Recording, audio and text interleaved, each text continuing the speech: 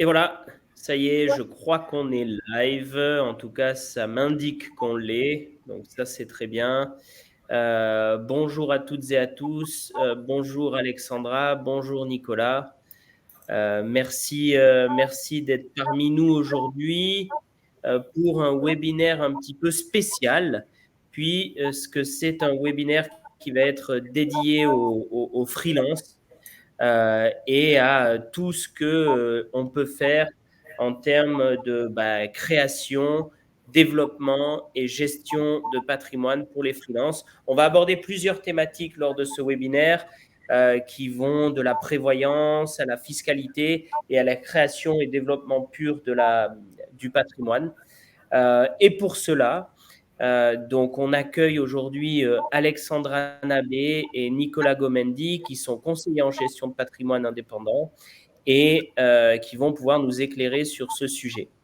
Quant à moi, je suis Nicolas Delorme, un des cofondateurs de la plateforme Neofa, qui aide chaque épargnant français à créer, développer et gérer son patrimoine, justement avec l'aide de conseillers en gestion de patrimoine indépendant. Euh, Peut-être on commence par une petite présentation. Donc j'ai fait la mienne, hein, j'ai été un petit peu voilà un petit peu rapide là-dessus, mais on peut aller. Alexandra, vous pouvez peut-être vous présenter et nous dire un petit peu qui vous êtes, ce que vous avez fait jusqu'à présent, et puis comment vous pouvez aider les gens aujourd'hui. Bonjour à tous. Oui, je suis Alexandra Labbé, je suis associée fondatrice du cabinet Expertalis qui se situe à Paris dans le 4e arrondissement. Le cabinet Expertalis est un cabinet de conseil en gestion de patrimoine indépendant au sens où nous n'avons pas de lien capitalistique avec des banques, des compagnies d'assurance, des sociétés de gestion, quelles qu'elles soient. Et donc, le fait de n'être lié à personne, eh bien, ça nous permet de travailler avec tout le monde et donc de donner accès à nos clients à des produits, des solutions, des conseils de qualité. Nous travaillons selon une approche globale. Nous traitons de toutes les problématiques et objectifs qui sont liés au patrimoine au sens large du terme. Donc, ça concerne la fiscalité, le placement, l'immobilier, le droit civil, le droit assurantiel, bien évidemment. Et enfin, nous accompagnons nos clients, qu'ils soient personnes physiques, personnes morales, professions libérales et freelance. Super. Merci beaucoup, Alexandra, pour ces informations. Nicolas, même exercice. Est-ce que vous pouvez nous dire un petit peu qui vous êtes et pour entamer un petit peu ce webinaire? Bonjour Alexandra, bonjour Nicolas, bonjour à tous. Effectivement, donc moi je suis gérant d'un cabinet que j'ai créé en 2011 qui s'appelle le cabinet Olson et Roberti, basé au Bourget du Lac en Savoie, donc je rayonne sur principalement le Rhône-Alpes et la Provence-Côte d'Azur. Une approche métier très proche de celle d'Alexandra, puisque nous avons tous un métier réglementé, donc indépendant également, avec aucune participation extérieure. Parfait. Merci beaucoup, Nicolas, pour ces informations. Alors, vous l'aurez compris, l'idée également de Neofa, c'est de permettre aux épargnants français de trouver l'interlocuteur qui va lui permettre de optimiser sa fiscalité, trouver des meilleurs contrats de prévoyance et préparer l'avenir. Euh, Tout ce qu'on va dire aujourd'hui au sein de ce webinaire, clairement, sont des informations qui vont, on l'espère en tout cas, pouvoir vous aider ou en tout cas aider dans votre réflexion. Il n'empêche que c'est très important d'étudier chaque cas individuellement pour pouvoir vous donner les bonnes réponses. Pour ce faire, euh, avec cette vidéo, vous aurez évidemment les coordonnées d'Alexandra et Nicolas qui seront tout à fait de vous aider si vous avez des questions un petit peu plus précises ou des demandes un petit peu plus précises sur ce qu'on a dit ou sur votre situation personnelle. Parce qu'encore une fois, c'est aussi un petit peu réglementaire ce que je dis, mais il faut le dire, chaque cas est différent et on ne peut pas réellement faire de généralité. Mais en tout cas, on peut clairement énoncer quelques bases qui vont, on l'espère, vous aider un petit peu. Ce webinaire est divisé en 4 parties et on va dérouler ces 4 parties avec vous. La première partie va être plus par rapport au statut qu'un freelance et des sociétés qu'un freelance peut créer, voir un petit peu quels sont les avantages et inconvénients. La deuxième partie va être plus focus sur la prévoyance, point clé aujourd'hui dans une activité où vous êtes généralement votre propre patron, hein, c'est le principe. Et ensuite, troisième et quatrième partie qui vont plus être dans la création et la gestion de votre patrimoine, mais également son développement. Voilà, alors évidemment, première partie, on commence, on entre tout de suite dans le jeu, on entre tout de suite pardon, dans le vif du sujet. Alexandra, aujourd'hui, pourquoi il est très important de bien choisir son statut et même à ce jour de potentiellement commencer à penser à créer, développer, gérer son patrimoine et optimiser peut-être un petit peu sa situation. Quels sont les enjeux derrière tout ça ? C'est fondamental de bien choisir son statut. C'est vraiment pas un sujet qu'on prend à la légère parce que de là découle un certain nombre de conséquences, un certain nombre d'implications, tant sur le volet social, on va rentrer dans le vif du sujet, que sur le volet juridique, qui est la notion de responsabilité, et sur le volet fiscal également. On va voir qu'en fonction de la structure juridique dans laquelle on exerce son métier, eh bien, la fiscalité n'est pas la même. Et la protection du patrimoine personnel et professionnel n'est pas la même non plus. Merci beaucoup. Et c'est vrai qu'en fait, alors Nicolas, vous me contredisez si je me trompe, mais ce qu'on fait aujourd'hui, en fait, et potentiellement ce qu'on demande aux gens de faire aujourd'hui, avec vous notamment, c'est de préparer demain. C'est une belle phrase, je la ressortirai, celle-là. Mais du coup, est-ce que c'est facile pour les gens qui viennent vous voir, Nicolas, de dire « Ok, je veux faire des choses, mais vraiment pour préparer l'avenir ». Est-ce que, surtout quand on est freelance, on a peut-être tendance à être focus sur ce qu'on fait aujourd'hui plutôt qu'à vraiment réfléchir au futur. Comment réagissent vos clients là-dessus ? Alors en effet, avant de se projeter, il faut déjà effectivement faire un point et il faut surtout regarder un certain nombre d'éléments, comme disait Alexandra, toute la partie, je dirais, qui est l'organisation. Tous les freelances ou tous les gérants de société ont une structure au moment où on les rencontre. Alors, est-ce que c'est la bonne, c'est pas la bonne? Bon, ça, c'est encore un autre sujet, mais effectivement, il faut se positionner par rapport à ce qui a déjà été fait, voir s'il y a une optimisation, voir s'il y a moyen de compléter ou voir s'il faut modifier quelque chose. À partir de ce moment-là, c'est déjà travailler sur ce qui a été fait. À l'instant T, une fois que ces éléments sont paramétrés, à partir de là, effectivement, comme on va le voir plus tard, ça peut avoir des incidences sur les choix, les décisions et les orientations à prendre par rapport à un développement ou par rapport à une optimisation d'un patrimoine. Donc, il est important de faire un état de la situation à ce moment-là, chose que l'on fait à chaque fois.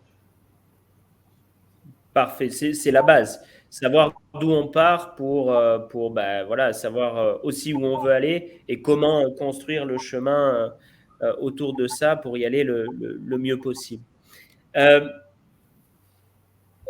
On parle maintenant peut-être des différents statuts et de leurs implications. Encore une fois, vous avez probablement déjà tous, et vous êtes déjà tous plus en société ou actifs du moins. Vous travaillez déjà, vous avez probablement déjà dû choisir quel statut vous souhaitez avoir dans votre métier de freelance. On a décidé pour cette première partie de revenir un petit peu aux bases et de dire, OK, attention, il y a plusieurs statuts, vous les avez peut-être choisis, comme l'a dit Nicolas tout à l'heure, en fait, c'est peut-être le bon, mais c'est peut-être pas le bon, ou c'était le bon avant, c'est peut-être plus le bon aujourd'hui. Et donc, on a décidé de refaire un point sur tous ces statuts. Alexandra, on voit qu'il y a plusieurs statuts, notamment la micro-entreprise, SASU et EURL. Peut-être vous pouvez nous en dire plus déjà sur le premier, sur la micro-entreprise? Oui, alors en tant que micro-entrepreneur, eh bien, vous êtes dans le cadre d'un chiffre d'affaires qui ne dépasse pas un certain montant. Alors, les montants pardonnez-moi, pour une activité de prestation de service, il est de 72 000 €. Et en tant que micro-entrepreneur, eh bien, vous allez travailler en nom propre et donc en ce qu'on appelle en entreprise individuelle et donc pas en société. L'intérêt de la micro-entreprise, c'est qu'elle permet, mais ça on va peut-être le voir un petit peu plus tard, d'être exonérée de TVA lorsque le chiffre d'affaires ne dépasse pas 36 800 € par an.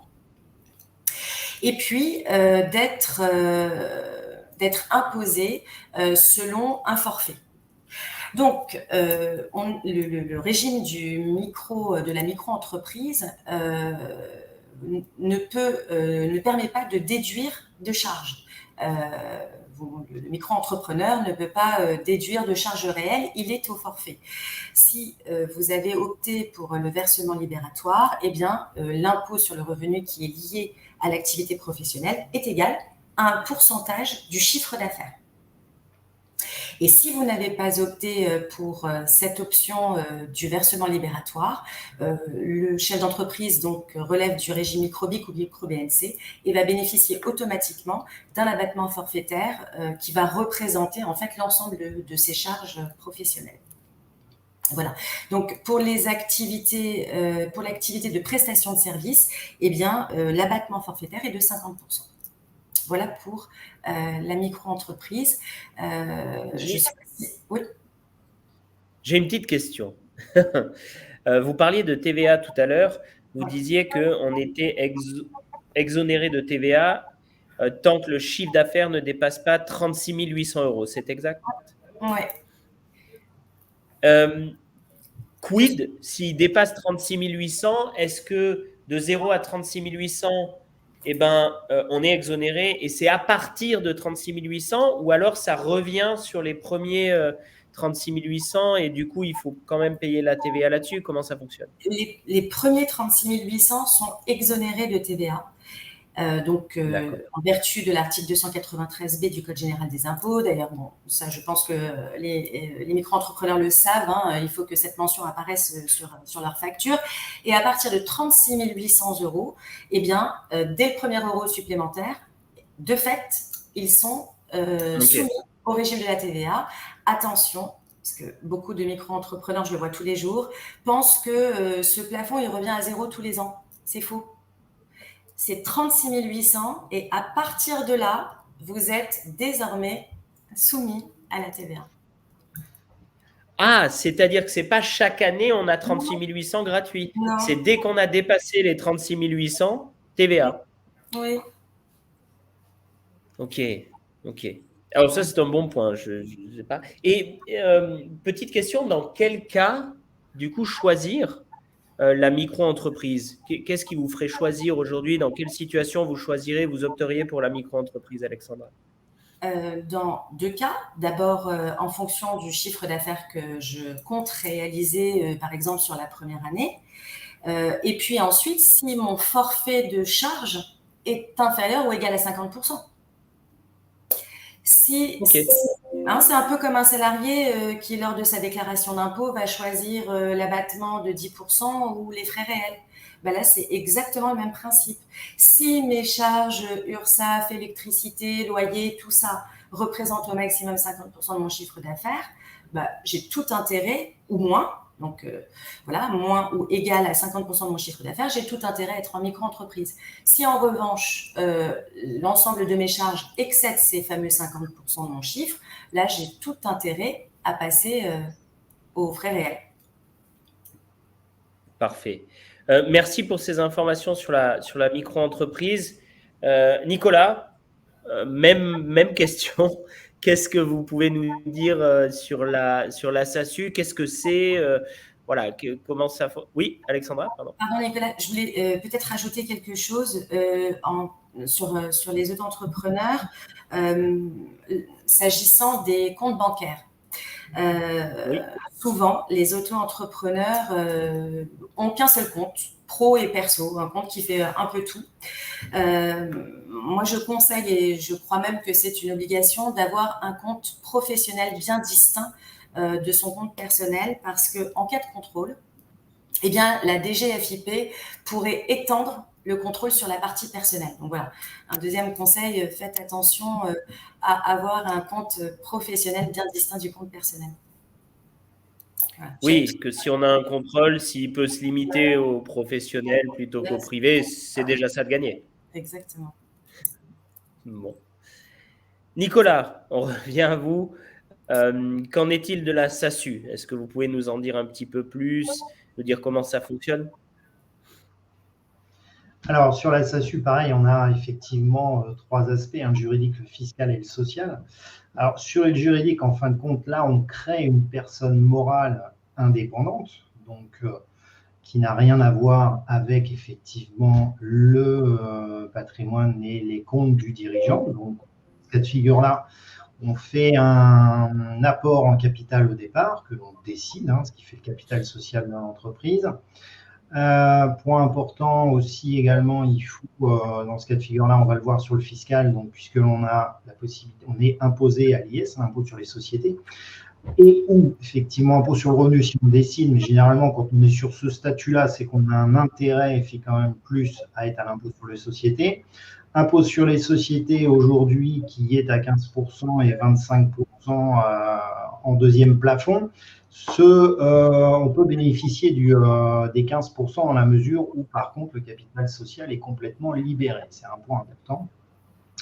Le fait d'avoir un statut effectivement à l'IS, choix fiscal à l'IS, permet alors d'avoir des avantages, c'est-à-dire qu'effectivement, on peut déduire un certain nombre de choses du compte d'exploitation, et ce qui fait qu'on peut avoir aussi une assiette imposable de bénéfices qui va être un peu moins importante que lorsqu'on va être sur le revenu. D'un point de vue social, là, on est effectivement considéré comme salarié. Et dans ce cas de figure-là, on est dépendant du régime général de la sécurité sociale, pas de l'URSSAF. De l'autre côté, effectivement, on n'a pas une rémunération de gérant, mais on a des bulletins de salaire, comme tout salarié, avec des cotisations, effectivement, qui sont en lien avec le statut de salarié. Donc, c'est une approche différente. C'est une approche qui est généralement dans la continuité du premier statut. Lorsque l'on a un chiffre d'affaires qui se développe, on a l'incertitude au début d'avoir un chiffre d'affaires. Si l'activité, effectivement, reste dans les plafonds indiqués par Alexandra, je dirais que la personne en freelance a tout intérêt à rester dedans. Par contre, si elle voit son chiffre d'affaires se développer ou des opportunités de développement, il peut être intéressant d'étudier cette piste-là pour toutes les raisons qu'on vient d'évoquer. Parfait. On parlait d'avantages fiscaux potentiels. Qu'est-ce que vous aviez en tête à propos de ces avantages fiscaux? Est-ce que vous en avez peut-être quelques-uns à l'esprit et que vous voudriez partager? Alors, je crois qu'on va en voir peut-être quelques-uns plus loin, mais qu'est-ce que vous aviez en tête là-dessus?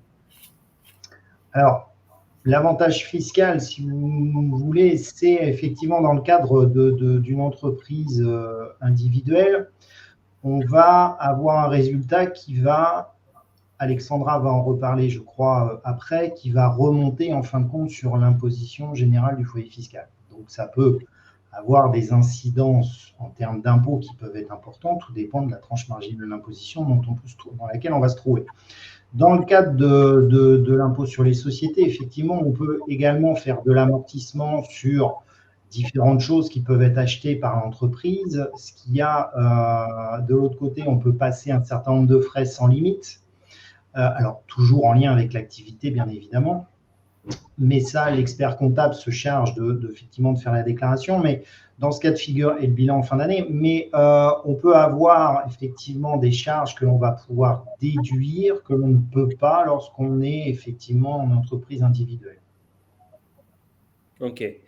Est-ce qu'on peut, Alexandra, dire que la SASU est une évolution un petit peu logique de la micro-entreprise si ben voilà, les activités se développent peut-être un peu plus fortement?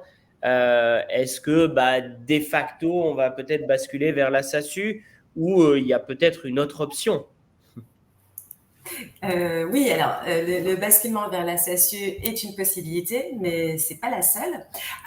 En sachant qu'on peut être président d'une SASU et avoir une auto-entreprise.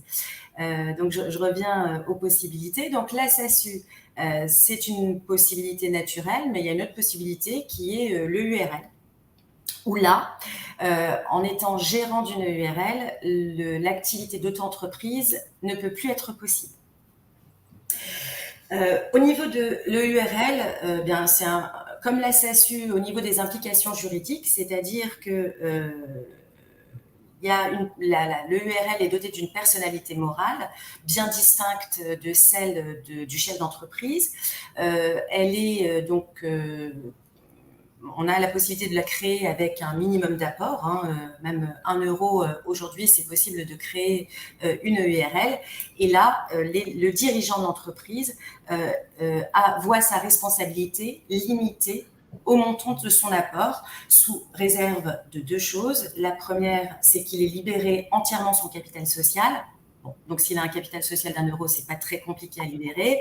Et la deuxième, c'est que, il n'est pas commis de faute de gestion. En cas de faute de gestion, il peut être appelé en comblement de passif. Mais donc, si on reste dans les 2 critères que je viens de décrire, comme son nom l'indique, l'entreprise unipersonnelle est à responsabilité limitée, la responsabilité limitée à hauteur de son capital social. Le gérant d'une EURL, à partir du moment où il est également associé, est considéré fiscalement et socialement comme un travailleur non salarié.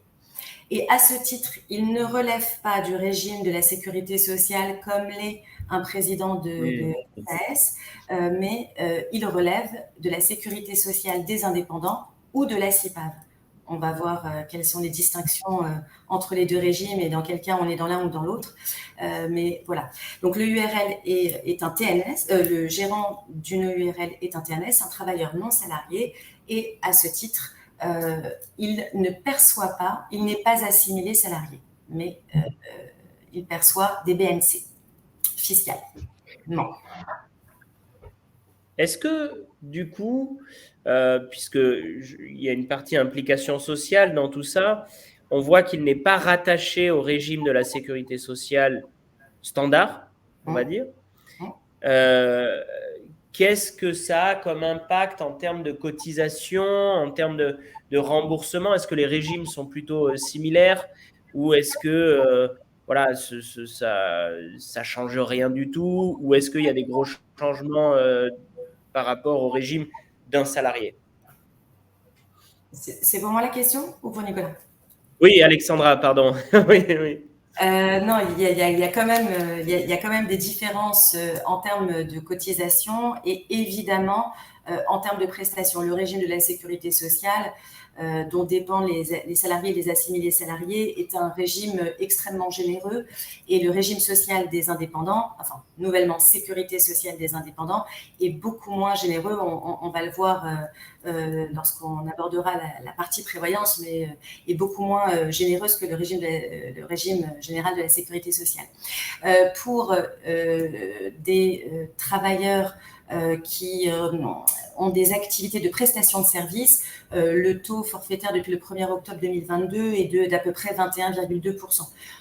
Le régime général coûte plus cher, mais il permet d'avoir des garanties beaucoup plus importantes. Parfait. Merci pour ces informations, Alexandra. Nicolas, peut-être petit résumé avec ce tableau sur les avantages et les inconvénients de chacune de ces entreprises. Alors, l'idée n'est pas forcément de lire le tableau, puisque je pense que les personnes qui vont regarder ce webinaire pourront le lire tranquillement à tête reposée. Mais vous, en résumé, est-ce que vous pouvez nous faire un petit résumé de ce tableau et nous dire voilà, avantages, inconvénients et les limites de chacun de ces statuts? Alors, effectivement, ce tableau reprend tout ce qui vient d'être expliqué, alors de façon très synthétique, mais on s'aperçoit dans ce tableau toujours l'avantage d'avoir bien une colonne distincte, avantages et inconvénients, c'est qu'effectivement, on peut choisir selon sa situation et surtout ce que l'on veut créer en général, puisque on se pose généralement plutôt ces questions-là au moment de la création. L'évolution du micro-entreprise ou de la SASU, effectivement, à de l'URL, c'est quelque chose qui arrive après. Donc, on voit effectivement qu'on a quand même des différences importantes, alors notamment sur la partie TVA, puisque tout dépend effectivement du volume que l'on peut faire, comme disait Alexandra tout à l'heure, sur une activité qui peut démarrer. Bon, si on n'a pas effectivement de TVA à payer, ça peut aider à démarrer, ça peut permettre de faire un petit peu de trésorerie également. Le choix après entre la SASU et le URL est assez, je dirais, un petit peu un choix retraite également, puisque comme disait Alexandra tout à l'heure, je reprends ce point-là, notamment au niveau de la retraite. On ne va pas cotiser forcément de la même façon. On n'a pas tout le temps la même couverture sociale, donc ça dépend un petit peu de la notion, entre guillemets, de prise de risque que l'on veut prendre.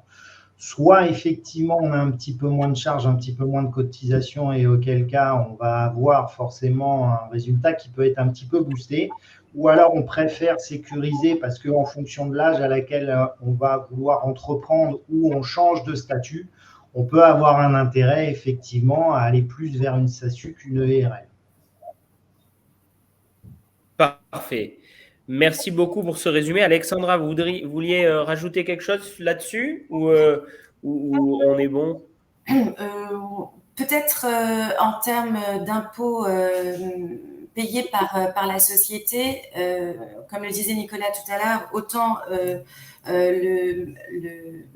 l'impôt de fait sur les SASU et l'impôt sur les sociétés, autant sur le URL, l'impôt sur le revenu est le principe et l'impôt sur les sociétés une option qui est à choisir lorsque il vaut mieux être imposé sur l'impôt sur les sociétés. C'est encore un choix qu'il faut, je dirais, déterminer au cas par cas. Parce que toutes les situations ne sont pas les mêmes, tous les objectifs ne sont pas les mêmes et tous les chiffres d'affaires sont assez différents en fonction notamment de l'activité de l'entrepreneur, mais également des charges de l'entreprise. Donc, les options IR/IS sur les sociétés, elles sont vraiment à déterminer au cas par cas, mais ça aussi, c'est un élément qu'il faut regarder avec précision. Et là encore, on est présent pour conseiller les personnes qui souhaitent avoir un peu plus d'informations dessus. Oui, c'est ce que j'allais dire. C'est-à-dire que là, on a évoqué quelques points basiques de chacun de ces statuts, mais il y a d'autres points à prendre en compte qui sont des points beaucoup plus personnels. À quel âge on est à quel âge on a aujourd'hui? Est-ce qu'on est proche de la retraite ou non? Quelle est notre situation familiale?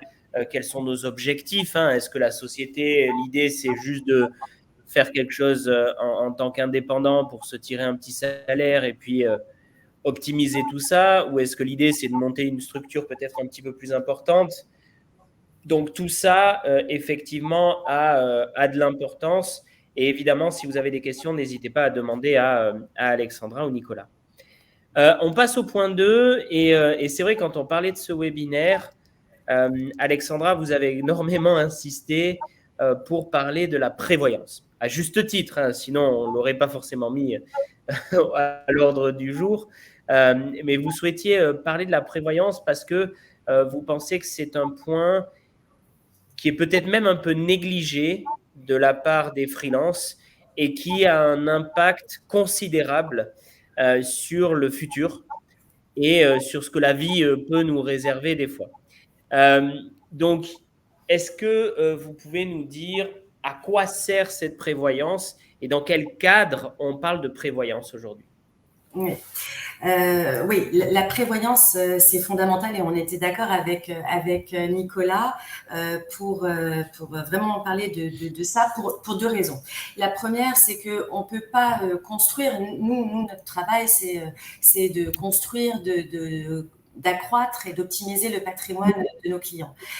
Seulement, pour pouvoir travailler sérieusement et correctement, on est obligé de construire un patrimoine sur des bases solides. On ne commence pas à construire une maison par le toit, on commence par les fondations et la prévoyance, c'est exactement l'allégorie qui colle à ce que je viens de dire, c'est-à-dire que si l'homme clé de l'entreprise n'est pas bien protégé, eh bien, il peut y avoir des risques en cascade.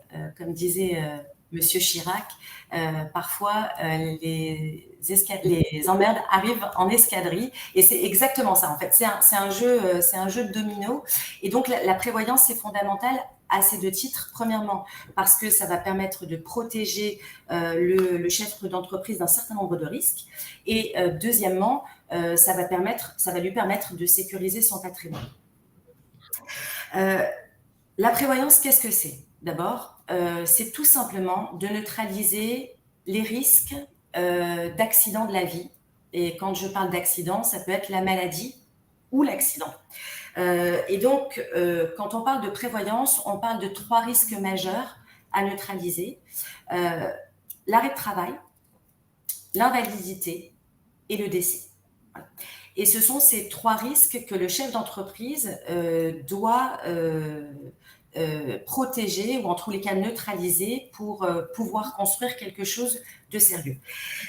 Nicolas l'a dit tout à l'heure, lorsqu'on est en SASU, on est affilié au régime général de la sécurité sociale, donc on ne se pose pas de problématiques particulières. On a notre fiche de paye. Sur la fiche de paye, on voit toutes les cotisations prévoyance qui sont directement prélevées et qui servent à nous protéger en cas d'arrêt de travail, invalidité et décès. Lorsqu'on est indépendant, ça ne se passe pas exactement de la même manière. D'abord parce qu'on est affilié à des caisses sectorielles, et ces caisses-là, on l'a dit, elles sont beaucoup moins généreuses que la sécurité sociale. Alors, comment ça se passe pour les entrepreneurs, les micro-entreprises et les gérants de URL? Eh bien, ils sont affiliés soit auprès de la CIPAV, soit auprès de la Sécurité sociale des indépendants. Alors, jusqu'en 2018, la CIPAV gérait les retraites de nombreux professionnels libéraux. Et il y a une loi de financement de la sécurité sociale en 2018 qui a vu le jour et qui a décidé de rattacher plusieurs centaines de professions libérales non réglementées au régime général de la sécurité sociale. Et c'est dans le cadre de la réforme du régime social des indépendants, donc anciennement RSI, qu'on connaît tous, et de la création du régime de la sécurité sociale. Donc en fait, le régime de la sécurité sociale a été créé suite à cette loi promulguée en 2018. Alors, il y a une vingtaine de professions qui demeurent dans le giron de la CIPAV. Parmi elles, je pense que pour nos auditeurs, il y a simplement la catégorie des ingénieurs conseils qui nous intéresse. Tout le reste, c'est architecte, accompagnateur, etc. Enfin bon, voilà, ce sont d'autres professions. Donc, vous pouvez, en tant que consultant informatique, être relevé soit de la CIPAV, soit de la Sécurité sociale des indépendants. Les professionnels qui relèvent de la CIPAV, qu'ils aient choisi ou non le régime des micro-entrepreneurs pour leur retraite de base et leur retraite complémentaire, peuvent être rattachés également à la sécurité sociale des indépendants. Donc, c'est simplement une option qui est à mettre en œuvre si d'aventure ils souhaitent être gérés par la sécurité sociale des indépendants. Alors, la question que tout le monde se pose, c'est dans quel cas je choisis la CIPAV et dans quel cas je choisis la sécurité sociale des indépendants. Donc, ça, on va le voir tout à l'heure. Je vais essayer d'être claire et de donner les avantages et les inconvénients de l'un et l'autre des régimes. Donc, pour ce qui est de la protection sociale, oui. Non, je vous laisse finir. Je poserai ma question après. D'accord. Que ce soit la SSI ou la CIPAV sont beaucoup moins généreux, les chefs d'entreprise sont forcés, entre guillemets, de prendre ce qu'on appelle des contrats de prévoyance complémentaires. Donc, ce sont des contrats à adhésion facultative qui vont prendre la suite logique du régime obligatoire. Et ces contrats ont pour objectif, lorsqu'ils sont bien montés, de venir compléter les indemnités journalières, rente d'invalidité et capital décès qui sont donnés par la SSI ou par la CIPAV. Est-ce que ça va? C'est une sorte de mutuelle, mais pour la rémunération de l'entrepreneur. Alors, voilà, c'est pas une mutuelle, parce que la mutuelle, elle va… Non, j'ai bien compris, mais c'est dans l'idée, quoi. En fait, la question qu'on se pose, c'est si demain, on tombe malade, un long arrêt maladie ou un accident, comment le chef d'entreprise fait pour maintenir son niveau de revenu? Comment fait-il pour continuer à payer les charges de son entreprise, qui continue à courir malgré tout alors qu'il a un chiffre d'affaires?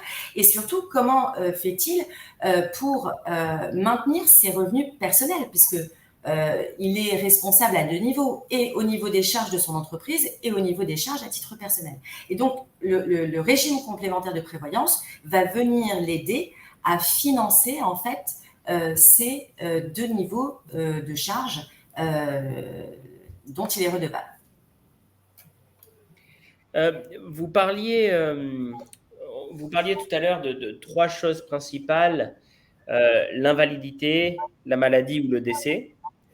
Est-ce que ces trois points sont couverts par les mêmes organismes en faisant appel aux mêmes personnes, ou est-ce que c'est, on va dire, des organismes différents qui vont gérer la partie maladie, la partie invalidité ou la partie décès?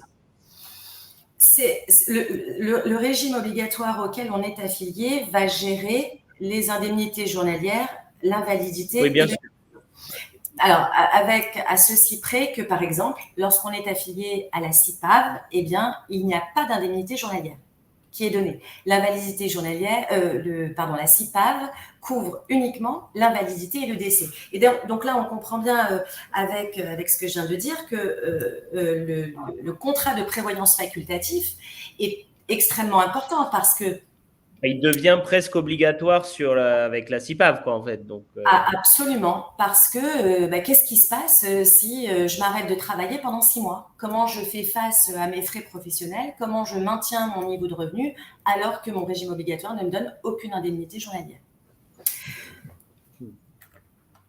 Est-ce que, Nicolas, une petite question, quand vous avez des clients qui viennent vous voir, est-ce que eux ont l'habitude de vous demander ça, de parler de prévoyance avec vous? Ils viennent avec cette idée-là, ou est-ce que c'est vous qui, la plupart du temps, leur dites écoutez, c'est très bien de faire tout ça, mais pensez aussi peut-être prévoyance?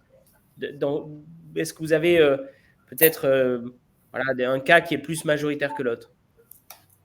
Alors, comme je le disais en préambule, effectivement, il faut faire un point de tout ça. Alexandra a parfaitement détaillé tous ces points-là. J'y ajouterai effectivement quelques éléments, dans le sens où sur la partie sociale, c'est une chose, effectivement, mais néanmoins, le dirigeant, il n'a pas tout le temps conscience des garanties qu'il peut mettre en place. Ou qu'il a mis en place d'ailleurs, puisque en fin de compte, il s'avère généralement qu'elles ont été mises en place un petit peu à la va-vite au départ. Le chiffre d'affaires a évolué, le salaire a évolué, et les garanties aujourd'hui sont plus du tout à la hauteur, en fin de compte, de ce qu'il faudrait avoir pour pouvoir garantir un certain nombre de choses. Bon. Alors, on a effectivement deux notions qui est la notion du dirigeant et la notion du dirigeant via son entreprise. Alors, le dirigeant, effectivement, il faut qu'il puisse conserver un niveau de revenu, hormis d'avoir un trésor de guerre par ailleurs, mais aujourd'hui, il y a des assurances qui existent, donc autant couvrir le risque, qui lui permet de continuer à percevoir effectivement, notamment des indemnités journalières. Maintenant, la personne qui est en freelance ou qui a effectivement quelques salariés, il y a plusieurs possibilités. Dans la mesure où le dirigeant n'est plus là, comment ça se passe? Donc, comme disait Alexandre tout à l'heure, il y a des assurances, notamment homme-clé, c'est-à-dire qui couvrent effectivement sous certaines garanties, qui va couvrir un versement d'une somme pour remplacer le dirigeant, de façon à ce que l'entreprise continue à avoir effectivement une activité, pas de perte de valeur, et accessoirement également, on peut effectivement couvrir les frais généraux dans certains cas. Donc, ça veut dire qu'en arrêt, effectivement, on peut percevoir, nous, en tant que dirigeant, des indemnités journalières. On peut percevoir un capital qui va permettre de payer son remplaçant, en quelque sorte. Et dans ce cas de figure-là, on va sécuriser nos revenus et indirectement notre patrimoine personnel, parce qu'on peut continuer à épargner, continuer effectivement à payer les échéances et tout ce qui est de la vie courante. Et de l'autre côté, d'avoir une entreprise qui va pouvoir continuer à perdurer pendant la durée de l'absence, puisque la durée de l'absence peut être plus ou moins longue. Bon. Ça, c'est le cas où effectivement, on n'a pas une situation irréversible pour le dirigeant. Ouais. Dans le cas où, effectivement, on est dans une situation où il y a eu un grave accident de la vie qui est irréversible, dans ce cas de figure-là, c'est pareil, les dirigeants n'y pensent pas tout le temps, c'est-à-dire qu'on a travaillé pendant des années pour développer un actif, pour valoriser une entreprise, et dans la mesure où le dirigeant n'est plus là, qu'est-ce qui se passe?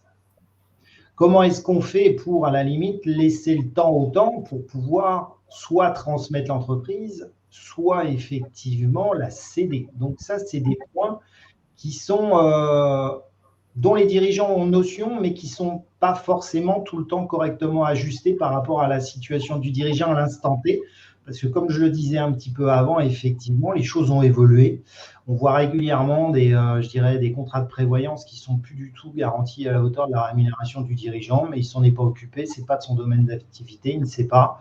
Le chiffre d'affaires a évolué également, donc les garanties hommes-clés, les frais généraux, tout ça, ce n'est plus du tout en adéquation avec la situation de chacun. Ouais. Donc, ça, d'où le point dès le départ de savoir déjà comment est-ce que vous êtes couvert avant de pouvoir continuer à travailler sur autre chose. Parfait. Alexandra, il me semble que vous souhaitiez revenir peut-être sur 7 points très importants à retenir pour cette partie contrat de prévoyance. Et quels sont en fait ces points-là et qu'est-ce que vous pouvez nous dire à propos de ça? Oui, alors, juste avant de partir sur les 7 points, je vais peut-être donner les avantages et les inconvénients de l'affiliation à la sécurité sociale des indépendants. Oui. Allez-y, c'est vrai, on en a parlé. Voilà. Je pense que ça, c'est indépendant, c'est important. Et aussi dire dans quel cas, en fait, les chefs d'entreprise sont affiliés à la CIPAV ou à la SSI, parce que j'ai encore eu le cas ce matin d'un client, je lui ai demandé à quel régime obligatoire il était affilié, il ne savait pas. Et donc, voilà. Depuis cette fusion, c'est un peu la confusion, justement. Donc, si vous exercez une activité libérale non réglementée et que vous avez créé à partir du 1er janvier 2019 votre activité, eh bien, vous dépendez de facto de la SSI. Et si vous avez créé votre structure avant le 1er janvier 2019, vous êtes affilié à la CIPAV, mais comme je l'ai dit tout à l'heure, vous pouvez demander à être affilié à la SSI, à la Sécurité sociale des indépendants. Alors, maintenant, quels sont les avantages de l'un et de l'autre? Pour ce qui est de l'affiliation à la SSI, les avantages sont les suivants. Premièrement, la SSI coûte moins cher que la CIPAV si vos revenus excèdent 70 000 € par an. Voilà. Si vos revenus sont supérieurs à 70 000, eh bien, vos cotisations seront moins élevées à la SSI qu'à la CIPAV. Ensuite, oui. Donc, clairement, un micro-entrepreneur, le choix, il est vite fait. Ouais, exactement. Deuxième point, deuxième avantage de la sécurité sociale des indépendants, c'est que les droits à la retraite sont calculés sur les 25 meilleures années. Et enfin, comme je l'ai dit tout à l'heure, la sécurité sociale des indépendants verse des indemnités journalières en cas d'arrêt de travail. Ces indemnités journalières, elles sont comprises entre 22 et 56 euros puisqu'elles dépendent du revenu, du montant de revenus perçu par le chef d'entreprise. Retenez bien ce chiffre, 22 à 56 euros. On va voir dans quelques minutes pourquoi c'est important d'être bien assuré. Le principal inconvénient de la sécurité sociale des indépendants, ce sont les prestations de prévoyance qui sont moins attractives, notamment en cas d'invalidité et de décès. La CIPAV, quant à elle, elle présente aussi des avantages et un inconvénient. Donc, si vos revenus sont inférieurs au plafond annuel de la sécurité sociale, qui est de Nicolas, aide-moi, ah oui, 43 992 euros en 2023, eh bien, si vos revenus donc sont inférieurs au PASS, vos cotisations seront moins élevées. Et enfin, les prestations prévoyance de la CIPAV sont plus attractives pour l'invalidité et le décès, mais pas pour les indemnités journalières. Ça, c'est le principal inconvénient, puisque, on l'a dit tout à l'heure, il n'y en a pas. Exactement, ne verse pas d'indemnité journalière.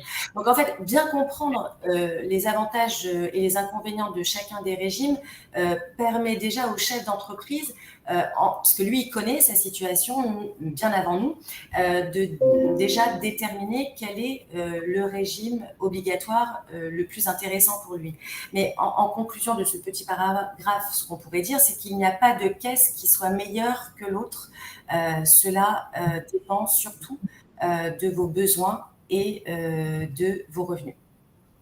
Donc, et donc, ouais, si je peux poser une question, s'il n'y a pas d'indemnité journalière à la CIPAV, c'est ça? Est-ce que les cotisations sont moins chères?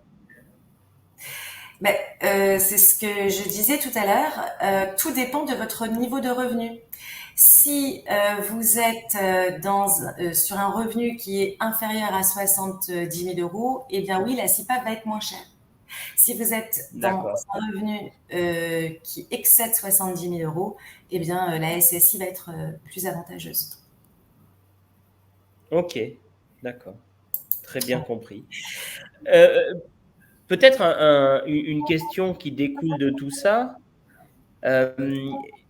Quelles sont les conséquences d'être mal assuré ou d'avoir, on va dire, des contrats de prévoyance mal conçus, Alexandra? Quels sont les risques associés à tout ça? Les risques sont énormes. Premier risque, d'abord, ça peut être un risque financier. Alors, vous me direz, un risque financier, clé d'argent n'est pas mortel, c'est pas très grave. Bon, mais quand même, payer des cotisations pour des prestations qui ne vous seront parfois jamais versées, c'est quand même embêtant lorsque on est chef d'entreprise. Dans quel cas on peut avoir des prestations qui ne sont jamais versées? Eh bien, lorsqu'on gagne, par exemple, et c'est le cas pratique qu'on va faire, mais j'anticipe un peu, lorsqu'on gagne, par exemple, 250 euros par jour, et qu'on est assuré en termes d'indemnité journalière à hauteur de 300 euros par jour. Bien, on comprend bien que la compagnie d'assurance va avoir du mal à verser 300 euros, alors qu'en travaillant, vous n'en gagnez que 250. Bon, donc, pour autant, lorsque vous étiez en activité et que tout allait bien, eh bien, vous étiez en train de payer des cotisations pour une indemnisation à hauteur de 300 euros. Donc, cela veut dire que votre contrat, eh bien, vous le payez trop cher par rapport aux prestations que la compagnie va vous donner. Ça, c'est le premier risque. Il y a un deuxième risque qui est un peu plus juridique et un peu plus fiscal, qui est le problème de l'enrichissement sans cause. L'enrichissement sans cause, c'est quoi? Eh bien, c'est que tout simplement, vous ne pouvez pas être mieux payé à rester chez vous qu'en venant travailler. Eh oui. Donc, il y a un risque de requalification à ce niveau-là. Bon, ça, ce sont des risques financiers qui sont, je dirais, d'un moindre mal par rapport aux autres risques qui, eux, sont plus embêtants. Parce que quand on connaît mal son régime obligatoire, que les contrats de prévoyance complémentaires sont mal montés, eh bien, on peut s'apercevoir trop tard que certains risques ne sont pas neutralisés. Exemple du chef d'entreprise qui est affilié à la CIPAV, qui tombe en arrêt de travail, qui n'a pas de contrat complémentaire de prévoyance et qui se dit tiens, je vais faire marcher mon régime obligatoire et je vais demander des indemnités journalières. Ouais, mais le régime obligatoire, on n'en donne pas. Oui. Ouais. Non, allez-y, finissez. Et donc, ces risques qui ne sont pas neutralisés entraînent des conséquences, ont des conséquences qui peuvent être parfois, mais extrêmement désastreuses et douloureuses. Hein.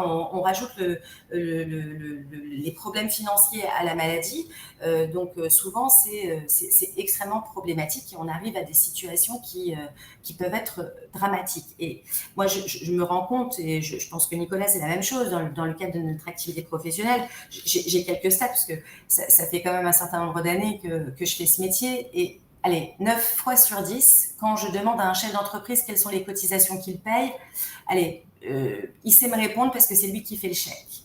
Et quand je lui demande, mais qu'est-ce que vous avez comme garantie en face, mais 9 fois sur 10, ils sont incapables de me répondre. Tout ça pour dire… Nicolas, je vous vois hocher la tête, Nicolas. C'est le cas aussi de votre côté? Mais je confirme, mais des fois, on arrive effectivement à faire à prix égal, à optimiser les garanties, effectivement, à budget égal, parce que, comme je disais tout à l'heure, les choses ont évolué et effectivement, on ne va pas du tout avoir la même couverture. Mais il est vrai que rares sont ceux qui connaissent parfaitement ce pourquoi ils cotisent. Oui, et je veux dire, ce pourquoi ils cotisent, oui, et ce à quoi ils pourraient cotiser, parce qu'ils ne connaissent pas forcément les options. Hein. Absolument. Et tout à fait. D'ailleurs, à ce sujet, vu qu'on parlait, on est rentré un petit peu dans des cas particuliers et on va essayer d'accélérer un petit peu parce que ça fait déjà un petit moment qu'on parle sur le sujet et il y a encore 2 parties derrière. Vous vouliez, Alexandra, illustrer un petit peu tout ça avec le cas de Monsieur Altman. Est-ce que vous pouvez nous en dire un petit peu plus, nous donner son profil, nous dire un petit peu qui il est et qu'est-ce qui s'est passé pour ce monsieur et qu'est-ce que vous avez fait du coup? Alors, oui, eh bien, donc là, on est dans le cas de Monsieur Altman, qui a 40 ans, qui est célibataire, qui est gérant majoritaire de l'EURL Open.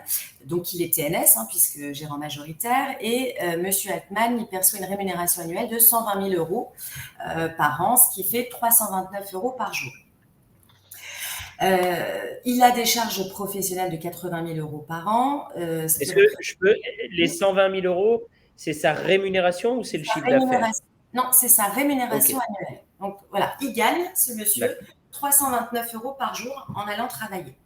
Et puis, il a des charges personnelles d'à peu près 30 000 euros par an, ce qui fait 82 euros par jour. Alors, j'ai tout ramené en jours pour que ce soit facile de compréhension avec les indemnités journalières. Alors, ce monsieur, lui, il est affilié à la SSI. Et en étant affilié à la SSI, eh bien la SSI va lui donner des indemnités journalières au maximum de 55 euros par jour. Donc, que se passe-t-il si, sans le contrat de prévoyance complémentaire, en arrêt maladie, il ne touche que 55 euros par jour? Comment va-t-il assumer son train de vie qui, lui, est de juste avec les charges courantes de 82 euros par jour? On voit bien dans cet exemple déjà que par jour, il lui manque 27 euros pour pouvoir ne serait-ce qu'assumer ses charges personnelles. Mais la deuxième question qui se pose, c'est que étant en EURL ou en SASU, par définition, il est seul. Et donc, comment va-t-il également payer ses charges professionnelles de 219 euros par jour? Pour le coup, les charges professionnelles, elles, ne sont prises en charge par aucun régime obligatoire. Ben oui. Et donc, on arrive à l'écran d'après. Monsieur Altman, il veut couvrir évidemment l'ensemble de ses charges professionnelles en cas d'arrêt de travail. Il veut également pouvoir continuer à assumer ses charges personnelles. Et donc là, il va falloir compléter le régime obligatoire en prenant la suite de ce régime.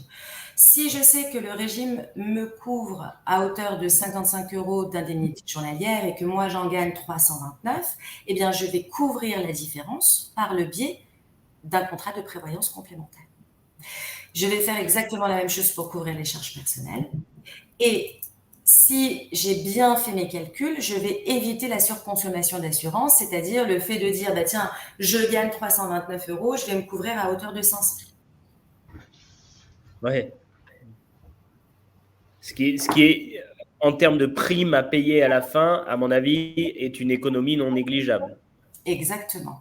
Donc, un chef d'entreprise, pour que sa prévoyance soit complète, rationnelle et optimisée, eh bien, il va devoir couvrir sa rémunération personnelle, les frais généraux de son entreprise, la rente d'invalidité si l'arrêt de travail persiste au-delà du 1095e jour, c'est-à-dire au-delà de 3 ans, et éventuellement un capital décès au cas où les choses deviendraient beaucoup plus sérieuses. Et donc, vous avez réussi, c'est important de le dire, parce que là, on reste sur, on va dire, du théorique. Il faut faire ci, il faut faire ça. Mais effectivement, ce sont des choses que vous avez réussi à mettre en place pour M. Altman et que vous pouvez faire pour n'importe quelle des personnes qui vous contactent aujourd'hui avec ce genre de problématique. Ah oui, c'est ce que je fais précisément avec tous mes clients. Donc, je commence par ce qu'on appelle un audit social, c'est-à-dire poser les bonnes questions pour obtenir les bonnes réponses, demander un certain nombre de documents pour déterminer avec précision le niveau de revenu et l'organisation du chef d'entreprise. Et ensuite, et ça, c'est pas la partie la plus mince, c'est d'aller chercher le contrat de prévoyance complémentaire qui correspond au cahier des charges qu'on a fixé avec le client. Parce que vous savez, les contrats de prévoyance sont extrêmement nombreux sur le marché, ils ne sont pas tous de bonne facture. Et notre travail, que ce soit à Nicolas ou à moi, c'est d'aller aussi sélectionner le contrat de prévoyance qui va répondre aux exigences qu'on aura fixées dans le cahier des charges avec le client. Parce que ce qui est opposable à une compagnie d'assurance, ce n'est pas mes bonnes paroles, mais c'est les conditions générales de son propre contrat. Donc, on va aller regarder techniquement comment le contrat fonctionne pour éviter que au moment de la prestation, la compagnie nous dise « Ah ben non, je ne paye pas en vertu de l'article 2, paragraphe 4 ». Voilà. Donc, notre travail, c'est vraiment de plonger dans les conditions générales des compagnies d'assurance, des contrats de prévoyance, pour mettre en place une protection sociale qui fonctionne le jour où on en a besoin. Parfait. On va accélérer un petit peu. Nicolas, alors, il y a des points de vigilance. Est-ce que, évidemment, à retenir quand on parle de prévoyance, Nicolas, est-ce que vous avez un ou deux points en particulier que vous vouliez soulever en parlant de vigilance sur cette partie-là? Non, pas particulièrement. Je dirais que là, tout a été dit. Effectivement, il faut connaître la situation, comme l'explique Alexandra. Il faut compléter avec les bons contrats, au bon niveau et avec les bonnes garanties. À partir de là, effectivement, on a fait le tour de la question. Il n'y a pas de point particulier. Moi, je n'ai rien à rajouter par rapport à tout ce qu'on a expliqué là. Ça me semble parfaitement pour nous clair. Pour vous, freelancers, je ne sais pas, mais pour nous, c'est clair en tout cas. Bon, parfait. Et d'ailleurs, si vous avez des questions, Nicolas et Alexandra sont là pour vous aider. Vous aurez encore une fois, à la fin de cette vidéo et également dans le descriptif, accès aux coordonnées d'Alexandra et Nicolas, donc n'hésitez pas. Allons un petit peu plus loin. Une fois qu'on a bien sélectionner les statuts de sa société par rapport à ce qu'on veut faire, à nos ambitions, à notre situation familiale, nos options de retraite. Une fois qu'on a mis en place les différents outils de protection pour nous aider à travailler sereinement. Comment on fait pour créer, développer et gérer ensuite au fil du temps le patrimoine qu'on va commencer à constituer? On a aujourd'hui essayé de faire un petit tableau assez basique, certes, mais un tableau sur lequel on essaye de résumer un petit peu dans quoi investir quand on est freelance, selon les différents types d'entreprises qu'on a. Et évidemment, Nicolas, est-ce que vous pouvez expliquer un petit peu l'origine de ce tableau? Enfin, l'origine, et du moins pourquoi on a mis ces informations dans ce tableau? Qu'est-ce que vous en pensez? Voilà. Est-ce que vous pouvez nous en dire un petit peu plus? Alors oui, je vais essayer. Dans ce tableau, effectivement, on reprend, il y a beaucoup de solutions. C'est-à-dire que à chaque situation peut se présenter différentes solutions. Alors là, on va vraiment être sur quelques cas un petit peu réduits, mais on va aborder ces cas-là. Donc effectivement, quel que soit le statut, dans le cadre, et on en revient tout à l'heure un petit peu à ce qu'on disait qui pouvait être déductible d'ailleurs, parce que ça, c'est des charges qui peuvent être déductibles. Et là, dans tous les cas, le plan d'épargne retraite. Alors effectivement, le plan d'épargne retraite, c'est un support sur lequel on peut investir des liquidités. Alors, pour faire simple, on investit des liquidités. On doit les détenir, on peut sortir sous certaines conditions pendant la durée d'activité professionnelle, mais le principe, c'est de pouvoir sortir en rente ou en capital à la sortie. On peut avoir un avantage fiscal à l'entrée ou non, comme on peut le décider. Et effectivement, là, on va pouvoir capitaliser pour la retraite à titre soit professionnel, puisque le plan d'épargne entreprise comporte plusieurs compartiments. Donc, on peut abonder à titre personnel, l'entreprise peut abonder également. Et dans ce cas de figure-là, on va aller valoriser, selon l'allocation d'actifs et son profil investisseur, le capital dans le temps, avec un horizon complément de retraite par capitalisation en fin de compte. Et donc, après, on est d'accord pour dire, je vous interromps là-dessus, on est d'accord pour dire que le PER est un outil assez flexible en termes d'investissement, puisqu'à l'intérieur, c'est une enveloppe, et à l'intérieur de cette enveloppe, on va pouvoir investir dans différents supports, actions, obligations, fonds de placement, etc. etc. Mais on est d'accord pour dire que c'est un outil qui est, je vais dire, quasiment, voire exclusivement dédié à la retraite. Je dis ça parce qu'il y a une petite nuance. Je crois qu'on peut quand même retirer une partie de son PER pour l'achat de sa résidence principale, même si ce n'est pas forcément recommandé. Est-ce que je me trompe ou c'est juste Non, non, Nicolas, vous avez parfaitement raison. On a différents cas de sortie éventuellement, dans le sens où, effectivement, on peut récupérer, faire un rachat, attention, pas de la totalité du PER, mais à hauteur de l'apport nécessaire pour acheter sa résidence principale, ce qui est un petit peu différent. On peut effectivement sortir, bien évidemment, en cas de décès, puisqu'on a une clause bénéficiaire dans le contrat, donc on ne sort pas, mais effectivement, le bénéficiaire du contrat perçoit le capital avec les exonérations qui sont indues. On peut sortir effectivement dans notre cas présent, en cas de cessation d'activité, donc dépôt de bilan. J'en oublie peut-être un ou deux, Alexandra, j'ai un trou, mais là, on peut sortir effectivement dans les cas de force majeure de la vie courante qui peut récupérer son capital. La résidence principale, effectivement, je confirme, on peut récupérer une partie du capital, mais attention, pas la totalité à hauteur de l'apport que l'on veut utiliser pour la résidence principale. Et si on sort donc ce montant pour l'apport, du coup, si on avait opté pour l'économie, reporter l'imposition sur cet apport, on va être de facto imposé sur cette sortie, j'imagine. Oui, pour faire très simple, soit on fait le choix d'avoir la déductibilité des versements à l'entrée et on a une fiscalité à la sortie, soit on ne fait pas le choix à l'entrée de la déductibilité et on a dirais, une fiscalité complètement différente et complètement amoindrie à la sortie. D'accord. On parle d'autres supports par la suite, et notamment le support star des Français, mais qui, je crois, il commence à être un petit peu, je ne vais pas dire talonné, mais à être quand même bien chahuté par le PER. Mais le support star reste quand même l'assurance vie. Qu'est-ce que vous pouvez nous en dire là-dessus, Nicolas?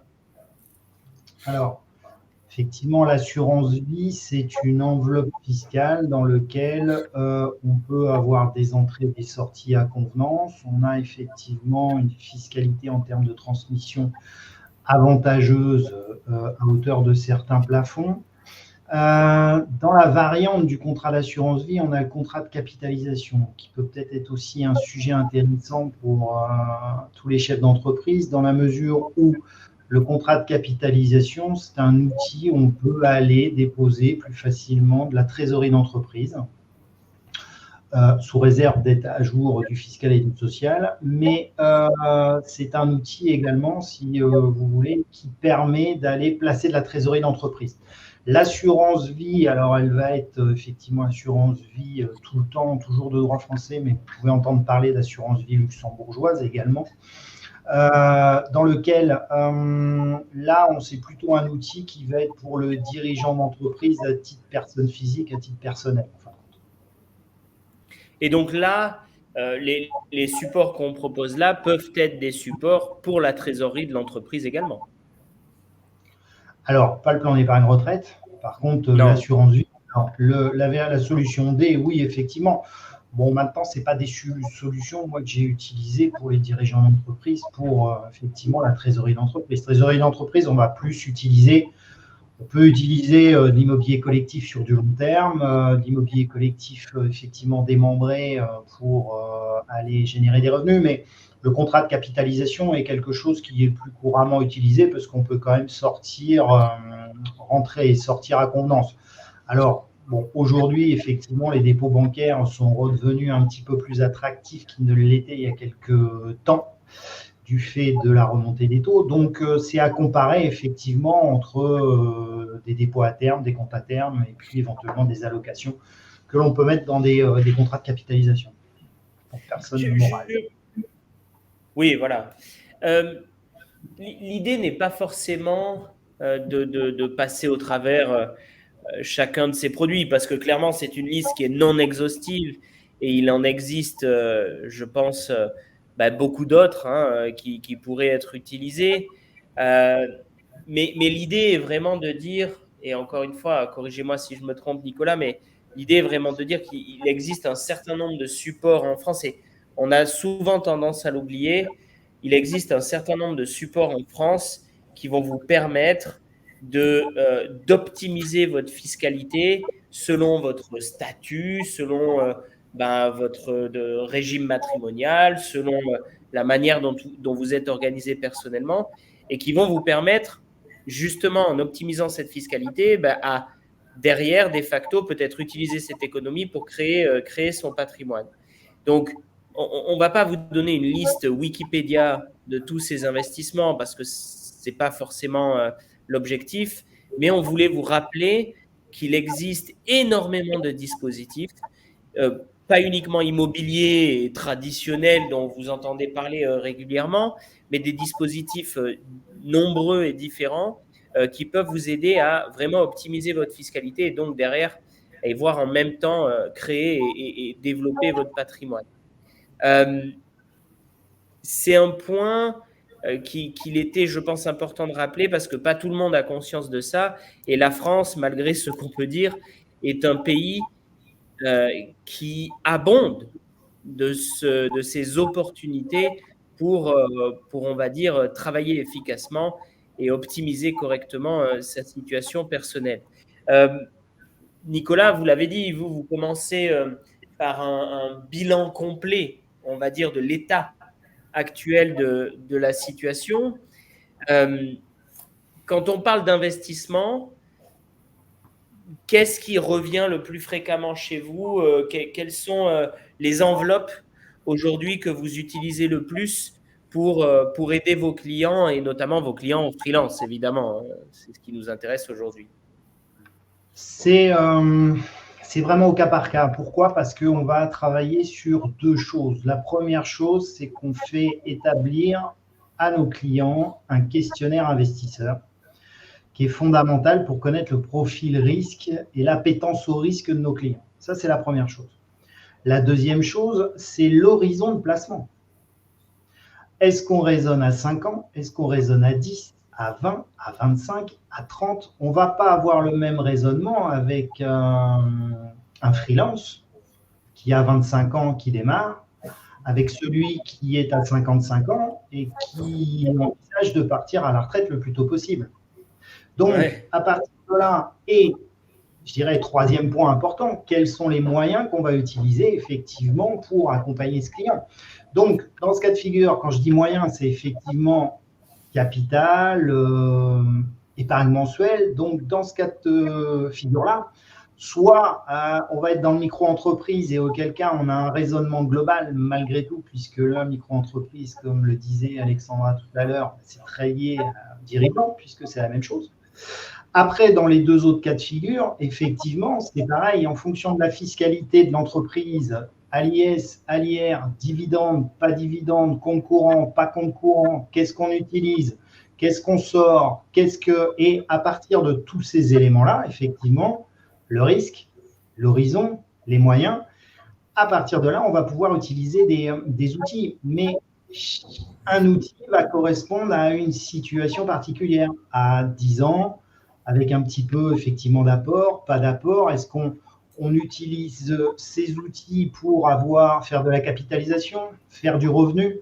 Donc, il existe plein de choses. On pourrait passer des heures avec Alexandra à faire le tour de tout ce qui existe aujourd'hui et qui est à disposition effectivement du chef d'entreprise ou de la personne physique. Donc, c'est là où il est compliqué au départ à répondre à ces questions-là, puisque Alexandra ne me contredira pas. On a régulièrement la question de nos clients, qu'est-ce que vous pouvez faire pour nous? Alors là, c'est là où le problème commence, parce que s'il faut qu'on énumère tout ce qui existe, on ne s'en sort pas. Donc, on est obligé, nous, en tant que professionnels, de faire ce travail. Et en fonction de ces éléments, une fois que nos clients ont compris le pourquoi du comment, effectivement, ça nous permet effectivement d'apporter les solutions. Alors, il y a des solutions assurantielles, des solutions financières, des solutions immobilières sous plein de formes. Et après, malgré tout, il y a aussi une notion fiscale dans tout ça, parce que effectivement, ça fait partie de la prise de décision. Il faut tout intégrer. D'où effectivement l'audit dès le départ sur la partie entreprise pour savoir sur quelle base on peut partir sur la partie personnelle et quels sont les moyens que l'on peut utiliser dans l'entreprise pour aller travailler sur les supports que l'on peut proposer ou mettre en place. Merci beaucoup pour toutes ces informations, mais c'est vrai que de toutes les façons, la France aujourd'hui donne l'opportunité aux gens qui ont un petit peu d'épargne et de capital et disent à ces gens-là, si vous l'investissez, eh ben, on va vous récompenser. Donc, généralement, si on arrive et si on choisit correctement ces investissements avec l'aide de conseillers comme Alexandra et Nicolas, ça devrait nous amener à économiser un petit peu d'impôts. On est d'accord là-dessus, Alexandra? Oui. Et puis déjà, l'économie d'impôt, elle se fait au stade de l'option fiscale. Est-ce qu'on choisit d'avoir une société qui est soumise à l'IR ou une société à l'IS? L'optimisation, elle commence déjà là. Ouais. Ensuite, il y a vraiment beaucoup de choix stratégiques pour le chef d'entreprise. Par exemple, vous avez des chefs d'entreprise qui sont en SASU et qui ne se rémunèrent que sous forme de dividendes. Parce qu'ils trouvent que toutes les cotisations sociales sont extrêmement chères et ils ne veulent pas être salariés de leur entreprise. Mais savent-ils qu'il faut faire attention au risque Puma, par exemple, que c'est une taxe qui vient se rajouter justement qui vient compenser en fait l'absence de cotisation sociale qu'ils auraient à payer si ils étaient salariés de leur entreprise. Donc le risque PUMA, étant l'acronyme pour protection universelle maladie. Donc voilà, donc il y a vraiment à tous les étages, vraiment, sans parler déjà de PER, d'assurance vie, de contrat de capitalisation, il y a déjà des pistes d'économie et d'optimisation dans les choix juridiques, fiscaux et sociaux. Et voilà, j'espère qu'en tous les cas, on a bien expliqué ça, parce que déjà, rien qu'avec tout ça, il y a vraiment des pistes d'économie à faire. Et de protection à faire. Et après, effectivement, comme le disait très clairement Nicolas, là-dessus va venir se rajouter tous les petits outils qu'on a dans notre escarcelle qui vont venir encore, je dirais, décupler la puissance financière de nos clients. Alexandra, justement, je vous laisse la parole. Je mettrai le chronomètre parce que ça fait déjà un petit moment qu'on est là. Et donc, juste concernant la trésorerie. C'est vrai qu'il y a une question qui se pose souvent. Si vous voulez, c'est comme les gens qui vous disent je veux la meilleure performance possible, mais sans prendre aucun risque. Bon, voilà, on va vite être limité, mais il y a une question un peu freelance qui revient peut-être de temps en temps. Voilà, je veux maximiser ma trésorerie et gagner encore plus d'argent. Pourquoi aujourd'hui il faut maximiser sa trésorerie? Comment on va optimiser notre rémunération? Et voilà. Est-ce que je peux me verser n'importe quelle rémunération? Quels sont les impacts? Voilà. Est-ce que vous pouvez nous dire un petit peu plus sur la trésorerie de l'entreprise en 2 minutes? Parce qu'ensuite, il nous reste une dernière partie. Oui, allez, 3 minutes. Parce qu'on a une dernière partie ensuite. Et je ne voudrais pas que ce webinaire dure trop longtemps voilà, pour nos auditeurs. Bon, alors déjà sur la rémunération, ça va dépendre, on l'a dit maintes et maintes fois durant ce webinaire, ça va dépendre vraiment du statut juridique de l'entreprise, des besoins personnels du dirigeant et des différents seuils en fonction des options qu'il aura choisies, notamment sur les options fiscales IS/IR. Donc tout ça, c'est du cas par cas. Voilà, si les chefs d'entreprise veulent aller plus loin, il faut vraiment qu'ils nous appellent et qu'on en parle directement avec eux, parce que là, c'est compliqué, Nicolas, de vous répondre à vous, sauf si vous avez votre cas personnel à nous soumettre immédiatement. Ensuite, moi, je sais pour avoir pas mal de chefs d'entreprise qui ont de la trésorerie et qui veulent la faire travailler, en fait, tout simplement. Eh bien, aujourd'hui, on est dans un contexte où les taux sont hauts, enfin, en tous les cas, où ils augmentent. Et ça, c'est bien pour l'épargne parce qu'on a des produits vachement sympas, on a des placements vachement sympas sans nécessairement prendre trop de risques. Vous voyez, aujourd'hui, on peut aller chercher du 5-6%, je crois, sous le contrôle de Nicolas, on peut aller chercher du 5-6% sans aller risquer la totalité de notre capital. Et d'ailleurs, pour un chef d'entreprise, je mets un warning, attention, on ne peut pas faire tout et n'importe quoi avec la trésorerie d'entreprise. Hein. On ne peut pas aller sur des instruments financiers qui seront extrêmement risqués parce que si demain ces instruments financiers venaient à faire péricliter l'entreprise à cause de mauvais placements trop risqués, eh bien, on en revient à ce que je disais au début de ce webinaire, c'est que le chef d'entreprise pourrait être, je dirais, embêté au titre de la faute de gestion. Donc, sans aller jusque-là, aujourd'hui, on est dans un environnement où c'est vachement sympa d'aller placer sa trésorerie parce qu'on a des trucs, on a des outils, des placements qui nous permettent d'aller chercher des rendements qui sont satisfaisants sans prendre de risques et sans être bloqué sur du très long terme. Ouais.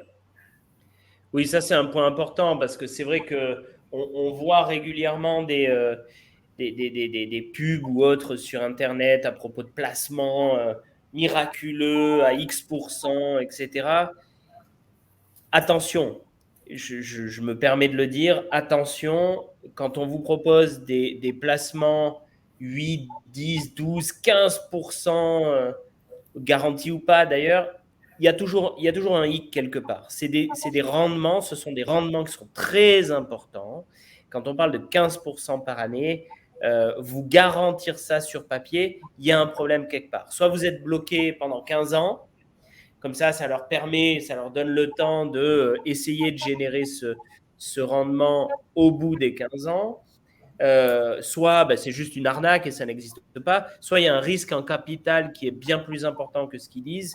Voilà, donc il faut bien imaginer que plus vous souhaitez avoir de performance, plus vous souhaitez gagner de l'argent sur ces investissements, et plus vous devrez prendre de risques. Donc Alexandra, ce que vous dites est très important, de dire voilà, et aujourd'hui on a des placements peu, voire pas risqués, ça n'existe pas, mais on va dire peu risqués, qui peuvent toucher les 4, 5, 6%, alors qu'il y a 6, 8 mois ou un an, on était à 1% pour ces mêmes placements ou 2%. Donc, voilà, je voulais juste rajouter une petite chose là-dessus.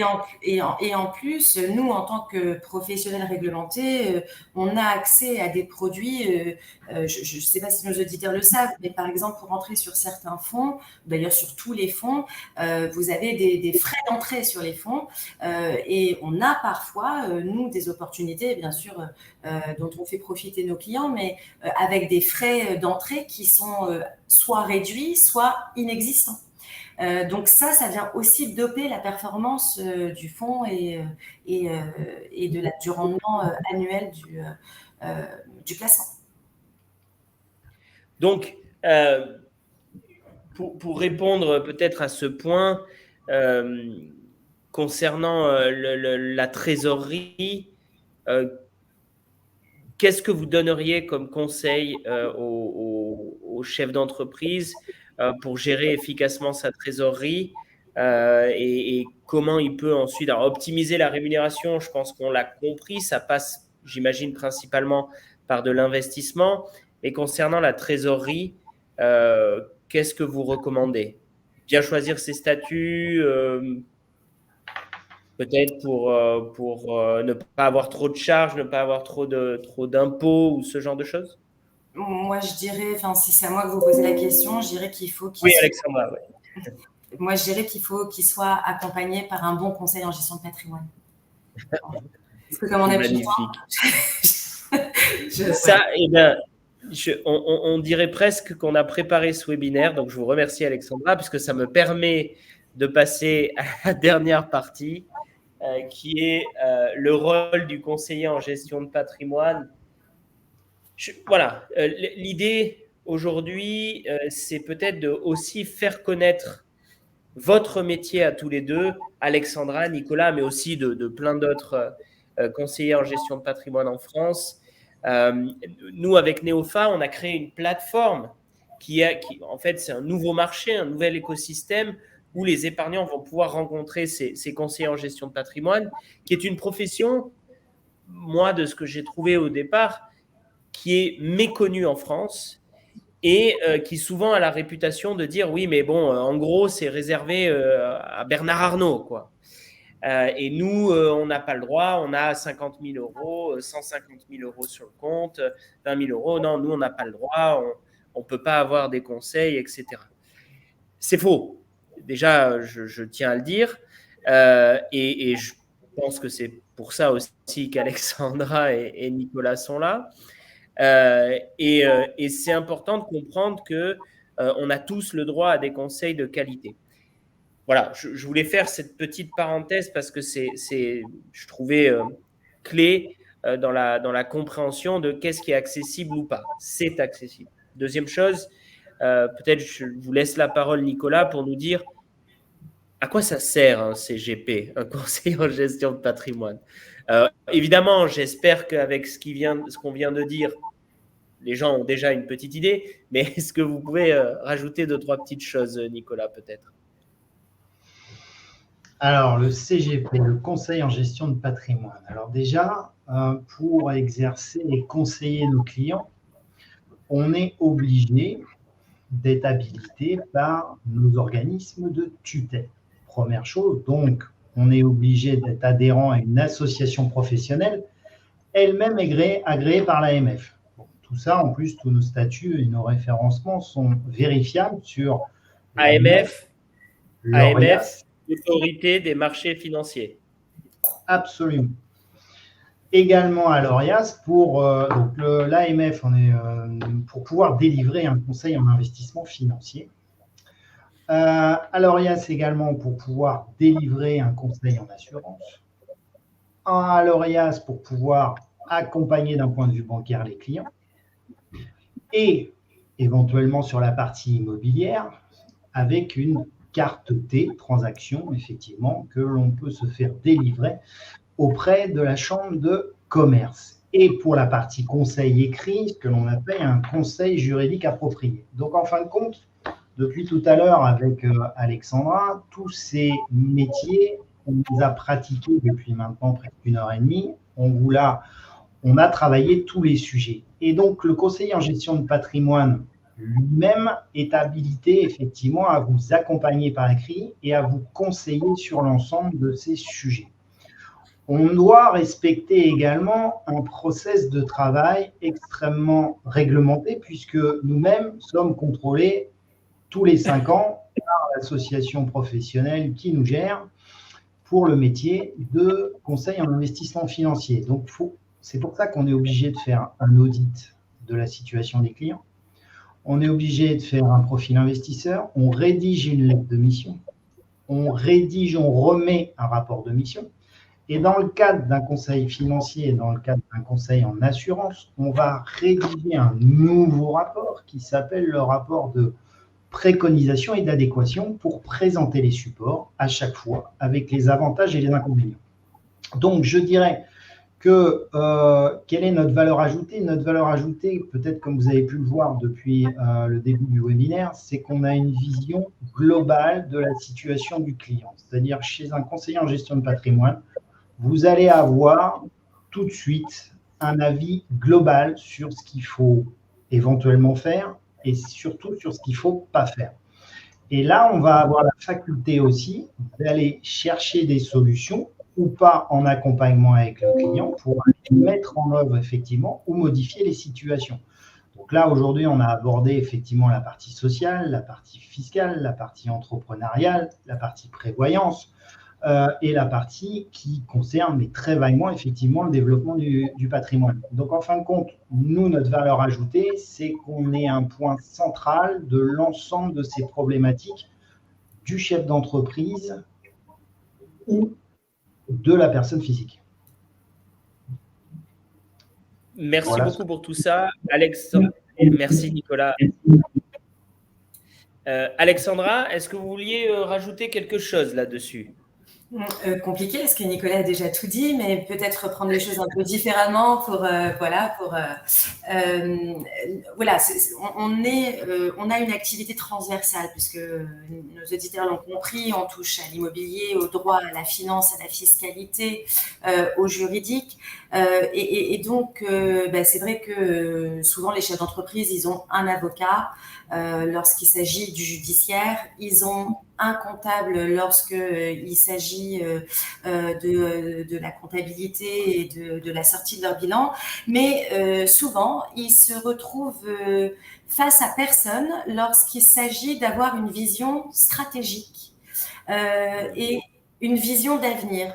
Et c'est ça, le conseil en gestion de patrimoine, c'est quelqu'un avec qui vous pouvez parler de vos problématiques, à qui vous pouvez donner vos objectifs et qui vous trouvera les solutions pour atteindre vos objectifs et régler certaines problématiques, qu'elles soient d'ordre fiscal, d'ordre financier ou d'ordre patrimonial.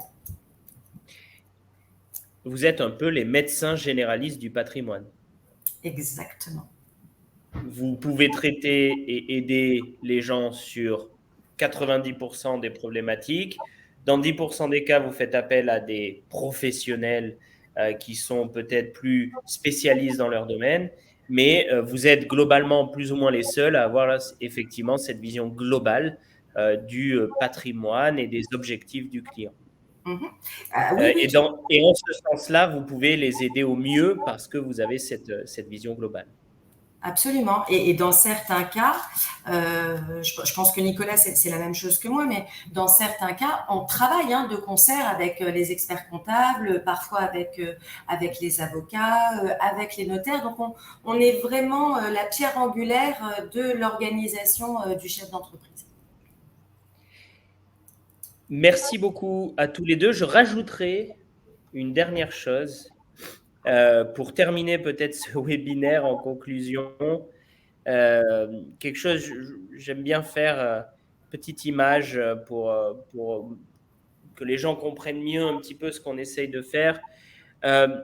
C'est pas parce que vous regardez le Loup de Wall Street 25 fois que vous allez devenir des as en investissement ou en optimisation fiscale. Ce n'est pas possible.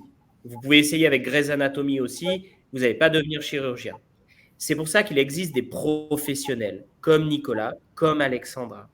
Et évidemment, ces gens-là, même si vous pouvez croire qu'ils ne sont pas accessibles ou réservés à une certaine catégorie de personnes, non. Évidemment qu'il faut un minimum de matière pour travailler. Il faut qu'il y ait une problématique, sinon il n'y a pas de travail, on est d'accord. Mais vous pouvez effectivement faire appel à des professionnels comme Alexandra et Nicolas pour vous aider dans votre situation personnelle, mais également professionnelle. Voilà, donc j'espère que ce webinaire vous a plu. Évidemment, on ne peut pas répondre à toutes les questions et décrire tous les cas possibles et inimaginables de freelance. Donc l'idée, c'était vraiment de montrer qu'il y avait quand même des points très spécifiques à regarder en tant que freelance pour optimiser sa situation et in fine, créer, développer et gérer cette patrimoine. En ce sens, j'espère qu'on a répondu sur ce point-là. Pour les cas particuliers, encore une fois, je vous invite à prendre rendez-vous avec Alexandra et Nicolas. Vous aurez le descriptif à la fin de cette vidéo et dans le descriptif qui sera en dessous de la vidéo. Merci Alexandra, merci Nicolas pour votre temps et j'espère vous revoir très bientôt sur la plateforme Neofa. Voilà. Merci beaucoup à toutes et à tous. Merci Nicolas. Au revoir. Au revoir.